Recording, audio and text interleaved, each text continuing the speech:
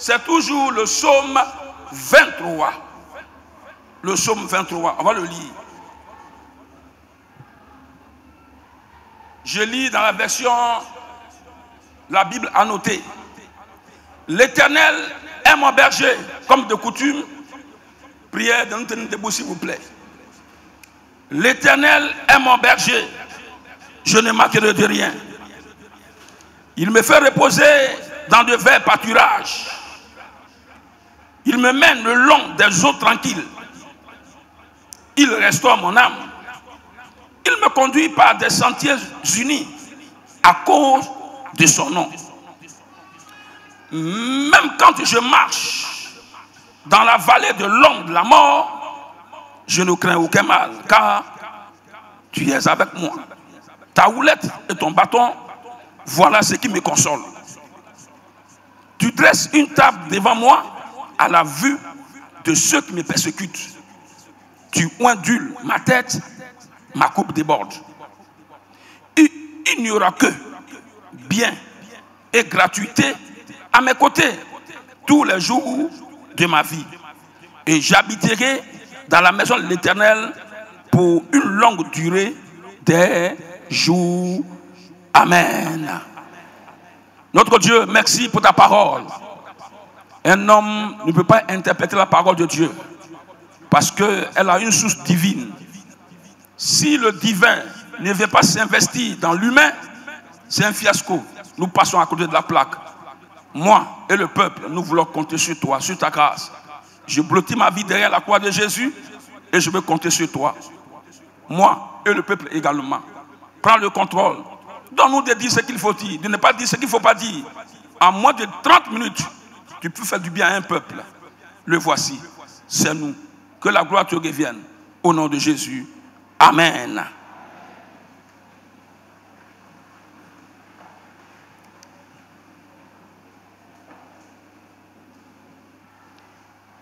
Alors, bien-aimé peuple de Dieu, après avoir énoncé le thème général de l'année et le sous-thème du trimestre, je me propose ce matin à parler des paradoxes de la grâce. Les paradoxes de la grâce. Toujours sur la base du psaume 23, comme les psaumes sont des poèmes, à son vers 6. Il dit, la grâce et le bonheur m'accompagneront tous les jours de ma vie. Alors ce matin, nous voulons parler des paradoxes de la grâce sur la base du texte que nous voulons lire. Quel est le but que je poursuis? Nous amener à croire en la grâce infinie de Dieu malgré toute adversité. Nous amener à croire à la grâce infinie de Dieu malgré les adversités, malgré les attaques, malgré les incompréhensions, malgré les oppositions. Alors, nous venons de lire le psaume 23. Quel est le contexte de ce psaume? Dans quel contexte David l'a écrit? Alors, pour comprendre ce psaume, il faut faire un pas en arrière. Nous sommes au 23, mais il faut aller au 22. Où David se sent abandonné par Dieu. Et il demande le secours de Dieu. David est en pleurs. Il est angoissé.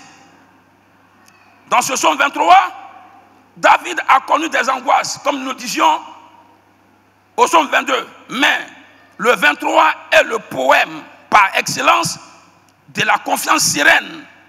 En l'Éternel notre Dieu, tu peux tout faire, car il a fait pour David. Et David est mieux placé pour en témoigner. Le bon berger. David lui-même, il a été berger. Il était derrière le troupeau. Et c'est là-bas la grâce de la royauté l'a trouvé. Donc, David est conscient de la présence de Dieu. Car humainement parlant, un homme ne peut pas tuer un animal futile, un lion, l'ours avec des mains. C'est pourquoi nous parlons des paradoxes de la grâce. C'est paradoxal qu'un être humain puisse tuer des bêtes féroces avec les mains. Mais c'est ça le paradoxe. Alléluia. Et on va essayer de le voir. Alors, David a été à mon sens toute sa vie berger. Comme je le disais, parce que c'est derrière les animaux que la royauté l'a trouvé. En évoquant l'image de berger, David médite sur les nombreux bienfaits que le Seigneur lui a accordés derrière les bêtes. Il a expérimenté le secours de Dieu. Il a expérimenté la grâce de Dieu. C'est pourquoi David est bien positionné pour nous parler de la grâce de Dieu, pour nous parler de la faveur de Dieu. Alors, d'une manière ramassée, c'est dans un tel contexte, David écrit le psaume 23. Quelqu'un qui a vécu Dieu, quelqu'un qui a expérimenté le secours de Dieu, quelqu'un qui a expérimenté la puissance de Dieu, quelqu'un qui a expérimenté la grâce de Dieu. Quand on expérimente la grâce de Dieu ou la puissance de Dieu, on ne peut se taire. On est poussé à écrire un poème. Et pour parler comme le docteur Bangoré, le dimanche passé, il nous lisait une portion des évangiles et il nous a parlé de l'article de journal de Luc. Alléluia. Quand on a expérimenté le secours de Dieu et la puissance de Dieu, on ne peut qu'écrire un article de journal. Alléluia. Alors, nous parlons du paradoxe et de la grâce. Qu'est-ce que c'est que le paradoxe? Le mot paradoxe est composé de deux mots. On a para, que l'homme de Dieu s'évertue toujours à nous déclarer, à nous enseigner.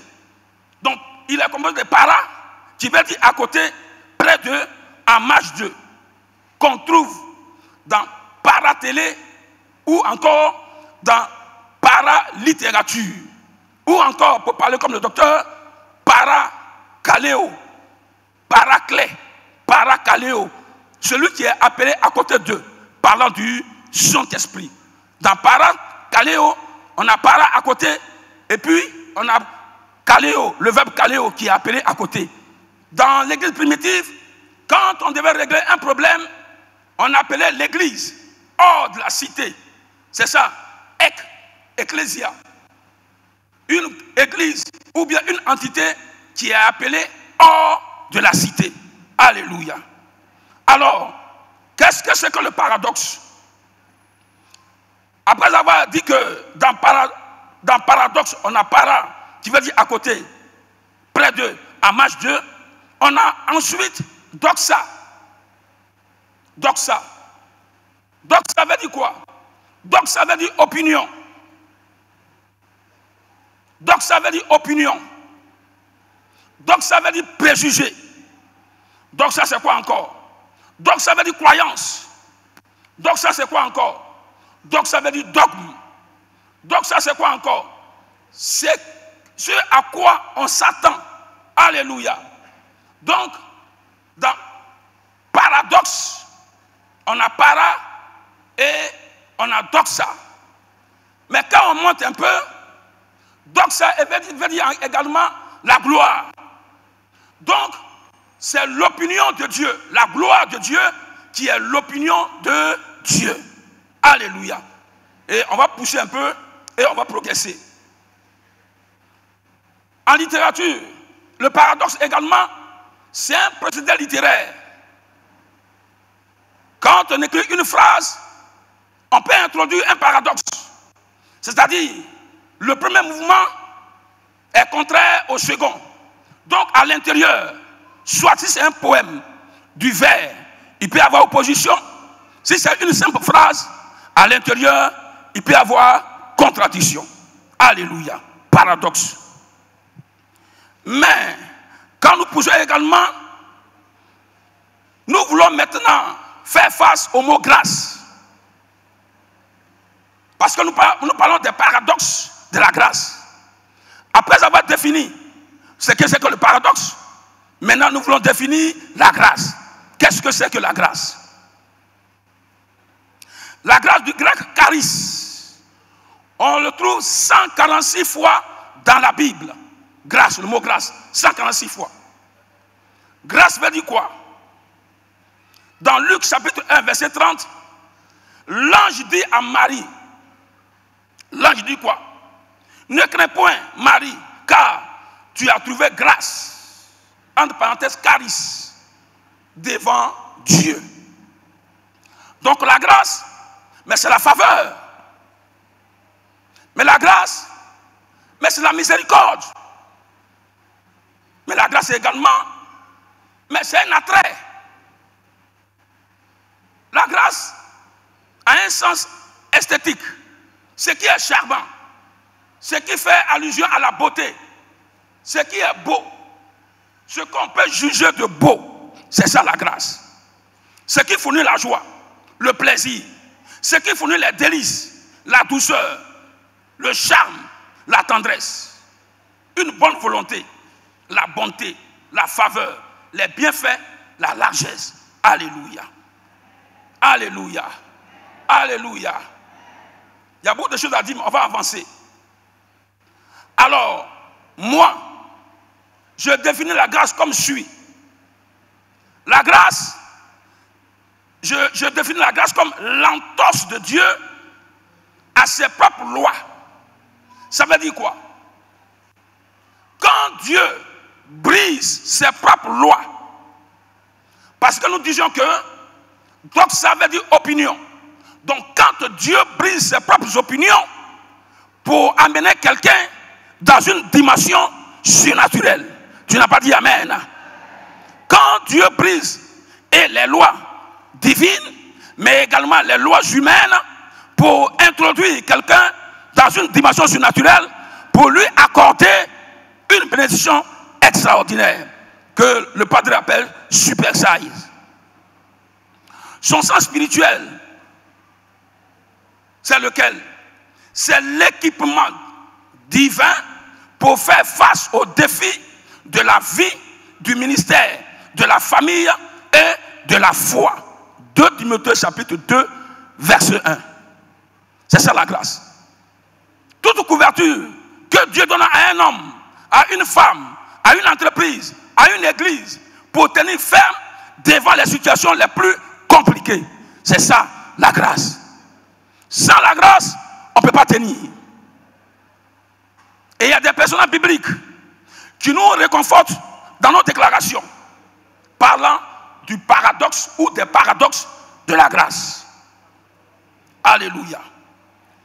Or, quand on va en hébreu, le mot grâce est écrit comme suit.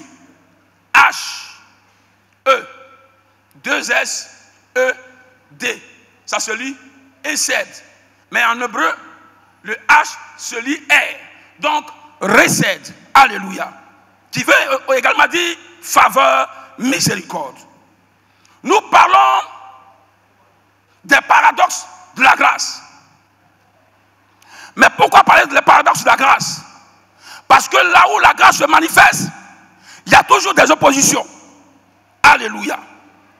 Ou encore, des hommes ou des femmes qui n'ont rien fait.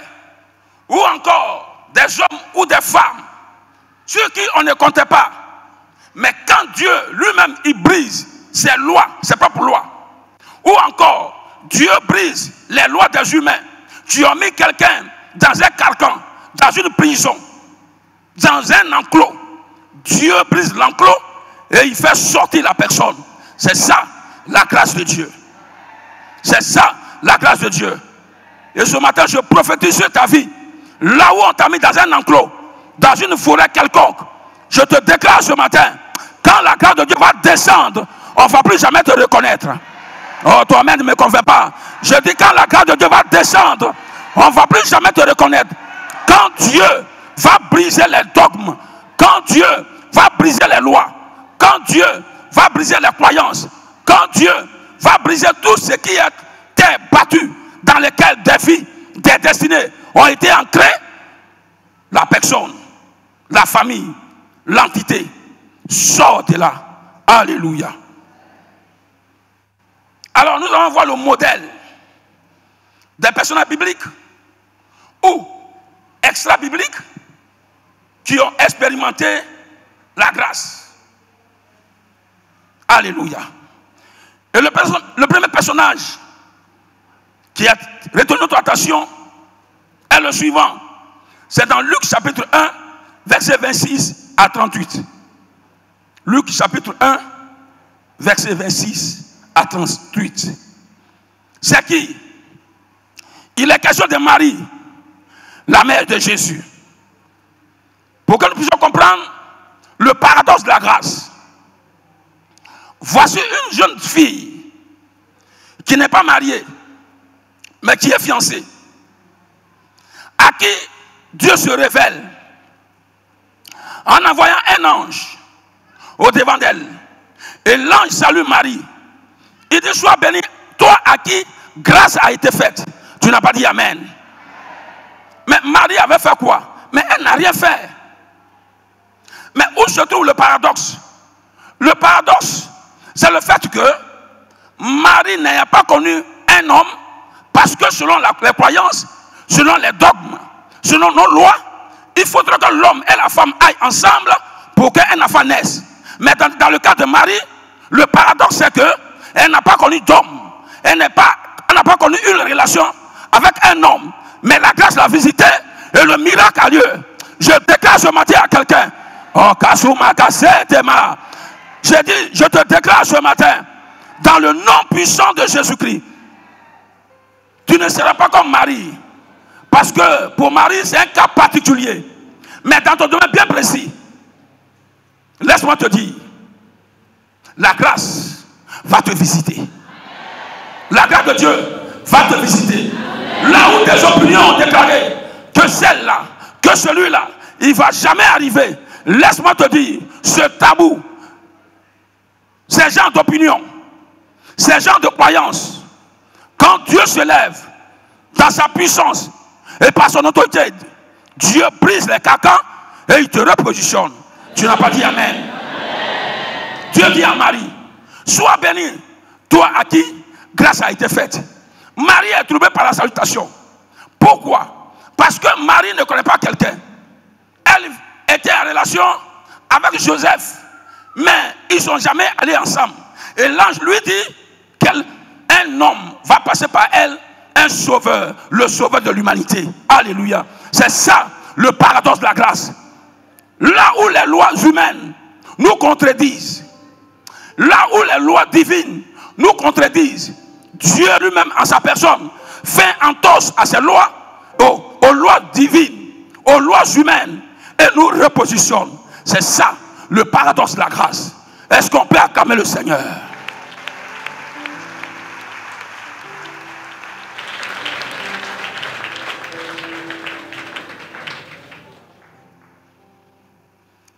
Nous parlons des paradoxes de la grâce.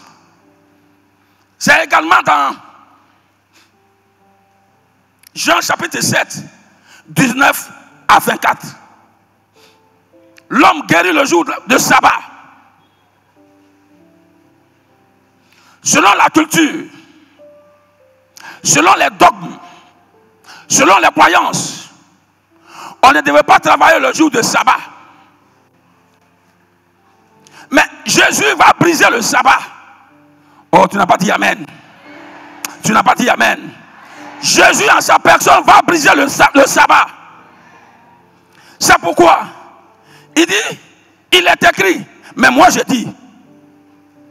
Il est écrit, mais moi je dis. Là où chaque fois Jésus dit, il est écrit, mais moi je dis, c'est que le paradoxe est en jeu. Oh, tu n'as pas compris. Je dis, chaque fois que les Juifs disent, il est écrit, nos lois disent, nos croyants disent, nos dogmes disent, et Jésus lui dit, c'est vrai, mais moi, en qui tout s'accomplit, c'est moi qui vous parle. Alléluia. Là, le paradoxe est en jeu. Alors, voici un homme, il est malade. Jésus le guérit et les gens parlent. Parce que Jésus ayant foulé aux pieds le sabbat. Et il a posé la question. Est-ce que c'est mauvais de guérir quelqu'un? Est-ce la loi qui est importante ou la vie humaine? C'est ça la question. Est-ce la loi qui est importante ou la vie humaine? Est-ce la vie humaine qui est importante ou la loi, ou nos croyances, ou nos dogmes? Chaque fois que Dieu, à la personne de Jésus, ou au travers des prophètes, ou au travers des apôtres, veut faire du bien à quelqu'un, Dieu toujours piétine tout ce qui est dogme, tout ce qui est croyance, tout ce qui est philosophie, tout ce qui est terre battue. Alléluia. Jésus a guéri cet homme. Les gens sont étonnés. Mais c'est ça le paradoxe de la grâce.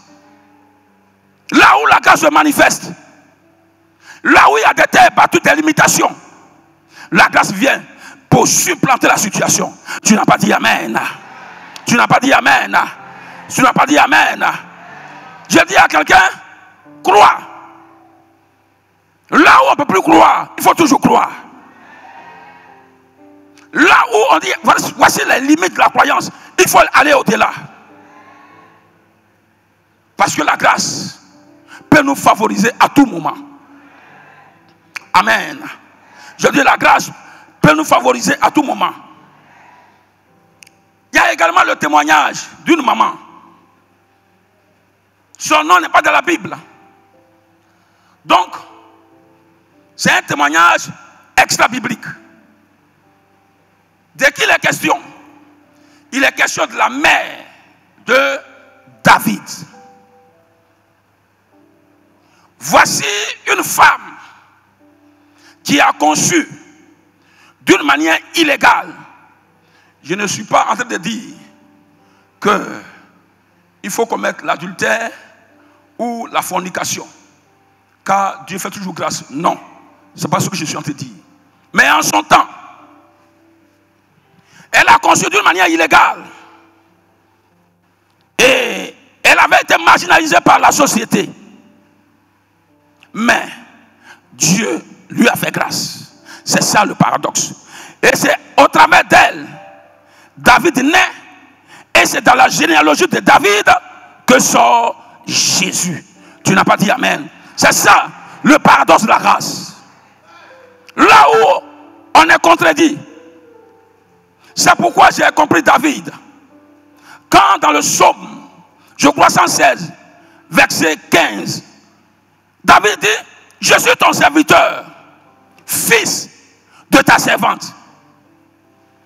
Je me suis posé la question, mais qui était la mère de David au point qu'il puisse se vanter de sa mère? Oh, ce matin, je vais dire à quelqu'un, tes pères ont servi les faux dieux comme les miens. Les Baye, les Kokangba, les Djedou, les Giriwani. Oui, ce sont les dieux de mon père que je suis en train de citer. Ces dieux-là nous ont menti. Ces dieux-là nous ont menti. Mais la grâce nous a connectés. Oh, tu n'as pas dit Amen fort. Tu n'as pas dit Amen fort. David dit, Seigneur, je suis ton serviteur, fils de ta servante. C'est à Paris, j'ai eu la révélation.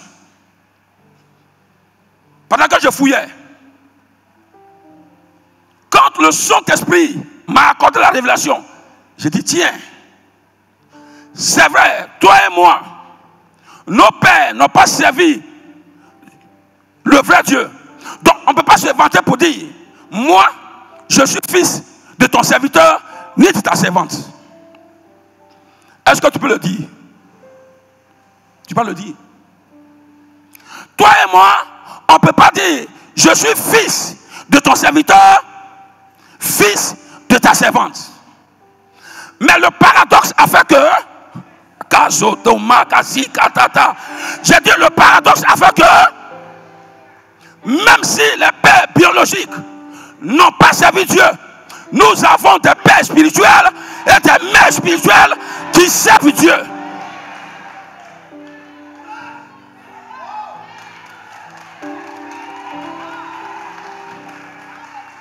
Même si nos pères biologiques n'ont pas servi Dieu.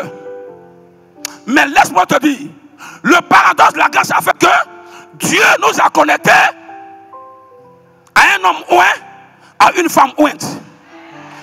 Donc, on peut s'appuyer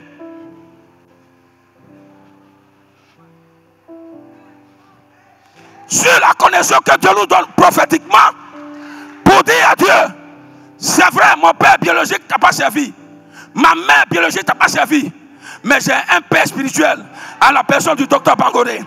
J'ai une mère spirituelle à la personne de la madre en qui tu as investi ton esprit.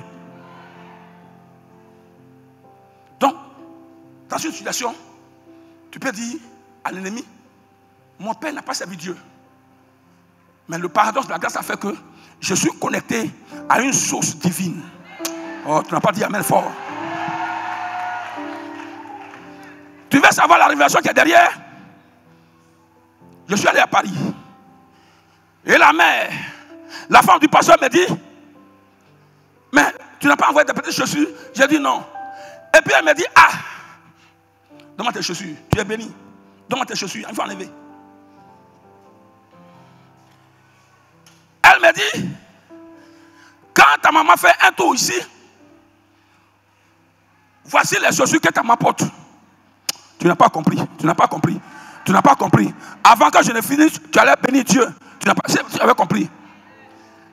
Elle me dit, quand ta maman fait un tour ici, voici les chaussures qu'elle porte. Automatiquement, mon esprit a ouvert. Quand David a dit, je suis fils, d'abord ton serviteur, mais également fils de ta servante. J'ai dit au Saint-Esprit, ah bon? Donc, ce sont les chaussures de la madre.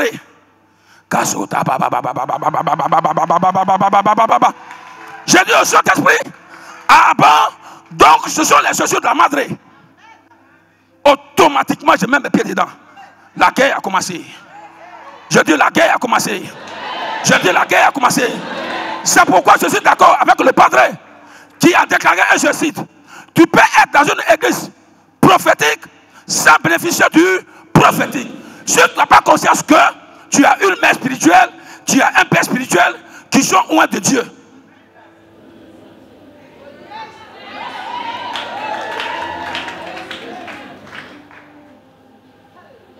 Alors je prends les chaussures de la madre et je mets le combat. Depuis que j'ai mis mes pieds dans les chaussures de la madre, bien aimé, tous les jours que j'ai fait à Paris, je n'ai plus dormi. C'est là que j'ai compris que la madre, elle souffre. C'est là que j'ai compris que la madre souffre. De 22 heures jusqu'à 6 heures, mes yeux sont clairs. Donc, comme j'ai compris, Zakato, Kasikata, Sukata, Baba, Ko, Suta, Kataba, de 22 heures jusqu'à 6 heures. De 22 heures jusqu'à 6 heures. De 22 heures jusqu'à 6 heures. Et comme j'ai mes pieds dans les pieds de la madre, son onction va tomber sur moi. Tu n'as pas dit amen. Je te parle du paradoxe de la grâce. Je te parle du paradoxe de la grâce. Il y a une soeur qui est venue à la maison chez l'homme de Dieu. Elle dit, homme de Dieu, je t'ai apporté à manger. Mais j'ai un problème. C'est en cela que j'ai compris que toutes les femmes bibliquement parlant qui ont donné à manger aux prophètes, ils ont eu une onction prophétique. Tu n'as pas dit amen. Et elle met le repas sur la table. Et puis elle dit, homme de Dieu, j'ai un sujet. Et c'est lequel? Elle dit, il y a mon fils qui est à Abidjan. Je veux qu'il vienne à Paris. J'ai donné de l'argent à quelqu'un. Le premier a bouffé. Le second, on s'appelait. Ça fait maintenant 2 mois, il ne m'appelle plus. Oh, je veux que mon fils vienne à Abidjan. Vienne à Paris.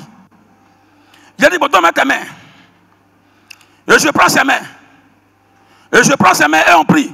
Et je prends ses mains et on prie. Et je prends ses mains et on prie. Et on dit amen. Et notre soeur sort de la maison pastorale. Elle prend son véhicule.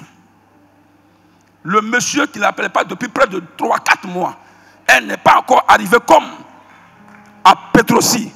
son portable sonne. Le monsieur l'appelle d'Abidjan. Le monsieur l'appelle d'Abidjan. Ne t'inquiète pas. Pour ton fils, les jours qui sont devant nous, les papiers vont rentrer en ordre. Automatiquement, elle rebouche chemin. Elle dit, homme de Dieu, j'ai dit oui. Elle dit, à peine on a prié, le monsieur m'appelle depuis Abidjan. Je dis, rends gloire à Dieu. Je te parle du pardon de la grâce. Cette même sœur, elle avait engagé des dossiers pour un prêt, pour bâtir sa maison ici à Abidjan. On lui dit, l'argent que tu as demandé, c'est beaucoup trop. On ne peut pas te l'accorder. Mais après la prière, je te parle du pardon de la grâce. Là où on lui avait refusé la même somme, dans le même lieu, on l'appelle. La banque l'appelle, on dit, madame, appelle ton mari, venez prendre l'argent. Oh, tu n'as pas dit amen. Venez prendre l'argent. Je dis à quelqu'un, quand Dieu brise les dogmes, les tabous, les terres battues, ce qu'on t'avait refusé hier, on te l'accorde aujourd'hui. Parce que le pardon de la grâce se matérialise au travers de la puissance de Dieu. Le premier voyage, il y a le fils d'une sœur, et je termine. Tous nos enfants qui sont nés à Paris, les petits nègres, ils fatiguent les blancs. Les blancs, quelquefois ils ont raison. Nos enfants les fatiguent. Ils sont nés là-bas. On dit allez-y à l'école. Ils ne veulent pas aller à l'école. Ils sont avec les petits arabes. Ils n'ont pas permis de conduire. Ils conduisent. Ils en mettent des policiers. Mais les blancs, c'est pas comme chez nous ici. Tu as commis un CAF, on ne te dira rien. Mais tu es scotché. Le jour où tu travailles, tu vas tout payer. On dit coronavirus, portez cachiné. Ils ne portent pas cachiné. Et puis ils en mettent des blancs. Et ne disent rien. On l'attrape, on le fout dedans, on le relâche. Mais on te tient à l'œil.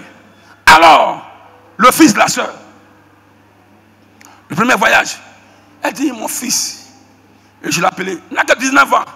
Et on a prié pour lui, et on a prié pour lui, et on a prié pour lui. Et puis, son dossier a refait surface. Affaire de drogue, banditisme, conduite sans permis. Donc, ils l'ont arrêté. La maman dit, je ne veux pas aller là-bas. Ses frères disent, maman, restez à la maison, nous on va partir. Et là, ils sont partis. Depuis plus de 23 heures, il a été arrêté sans être jugé. Et quand ils l'ont appelé, il n'a pas d'avocat. Donc on s'occupe d'un dossier jusqu'à ce qu'on revienne à lui. Et pendant qu'il est assis et il attend qu'on traite son dossier, il voit quelqu'un passer. Je dis, même si on t'a mis en prison, le pardon de la grâce fera que, même dans la prison, oh, tu n'as pas dit amen, même dans la prison, Dieu va envoyer un ange à ton sujet. Pendant que ce jeune homme il est assis et il attend qu'on s'occupe de son dossier, il voit quelqu'un passer. C'est le mari de sa maîtresse quand il était au cours primaire, lequel monsieur est avocat.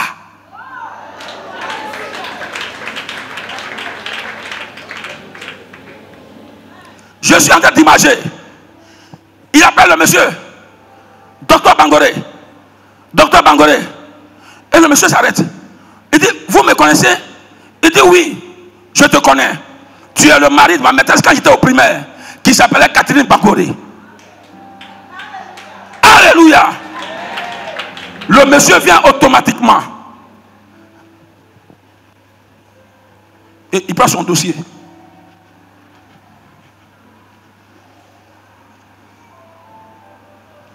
Il dit, alors, mais depuis plus de 23 heures, vous avez arrêté mon client. sans être jugé. Je dis à quelqu'un, Dieu va envoyer un ange en ton sujet. Même en prison, le pardon de la grâce fera que, même en prison, Dieu t'enverra un ange.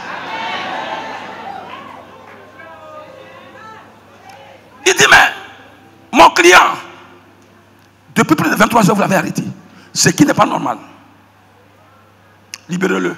Automatiquement, on libère le jeune homme. Dieu va briser les carcans pour que tu sois libéré. Dieu va briser les prisons pour que tu sois libéré. Dieu va briser les dogmes pour que tu sois libéré. La gloire de Dieu va descendre pour que toutes croyances qui t'ont maintenu dans tes carcans et dans tes prisons, Dieu fera que tu sois libéré. C'est ça le paradoxe de la grâce. Que Dieu vous bénisse. Vous avez été édifié? Partagez ce message et transformez une vie. Pour plus d'enseignements, abonnez-vous à nos pages. Que Dieu vous bénisse.